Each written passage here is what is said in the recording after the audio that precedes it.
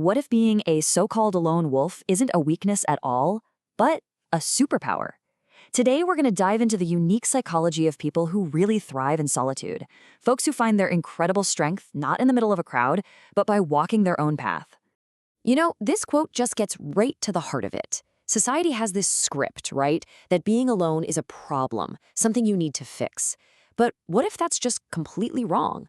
What if, for a certain kind of mind, solitude isn't some empty space to fill, but the actual fuel for their greatest strengths?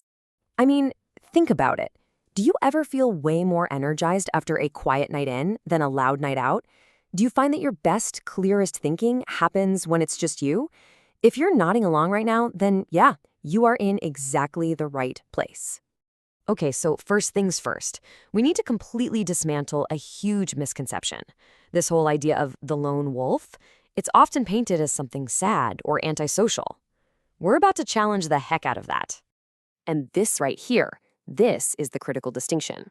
See, loneliness is that painful feeling of not having the connection you want, but solitude? That's a choice. It's a powerful, positive choice. It's not about being antisocial, it's about being pro-reflection. It's a space you choose to enter, to think, to create, and to recharge.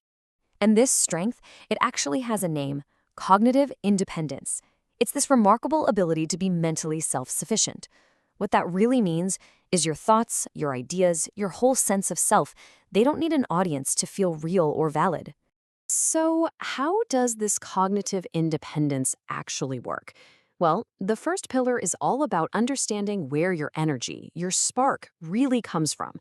And for this type of mind, it is definitely not from the outside world. This is such a cool concept.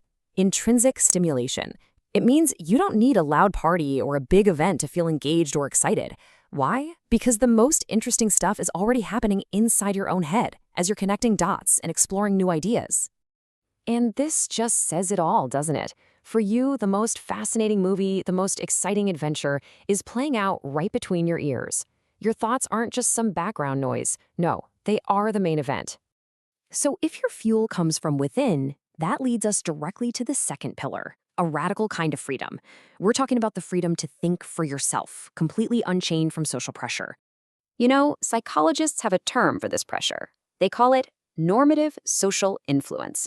It's that powerful, usually unspoken pull to just agree with the group, to fit in, to not rock the boat. It's pretty much the engine of groupthink.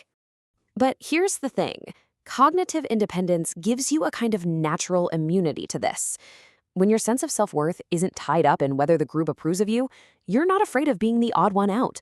And that frees you up to follow your own logic, to arrive at conclusions that might go completely against the grain. And that brings us to our third and final pillar. Now, this isn't about escaping the world. Far from it. It's about a strategic retreat so you can become even stronger in the world. It's the power of the cognitive reset. I absolutely love this metaphor. We have to stop thinking of solitude as some empty room. Instead, picture it like a high-speed charging station for your brain. It's an active, totally essential process. So what's actually going on during that charge? Well, it's a cognitive reset. Think about it. Our brains are constantly being bombarded with noise and information. Solitude is the quiet space we need to recover from that sensory overload. And even more importantly, it's where your brain finally gets the peace it needs to connect old ideas with new ones in totally unexpected ways. You can kind of break this whole reset process down into 3 stages. First, you just disconnect from all the external noise. Second, your brain gets to recover and actually process everything it's taken in. And third, in that quiet, that's where innovation happens. That's where the real breakthroughs come from. So let's bring this all together. What might look like a simple preference for being alone is actually a collection of incredibly powerful cognitive strengths.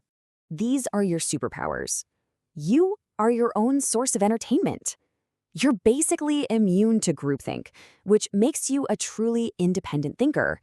And you have this amazing ability to use silence, not just to rest, but to recharge and create. So, I'll leave you with this question to think about. In a world that is constantly talking, a world that never ever stops, what are the subtle signals, the brilliant ideas, and the profound truths that you, with your quiet strength, are uniquely positioned to hear?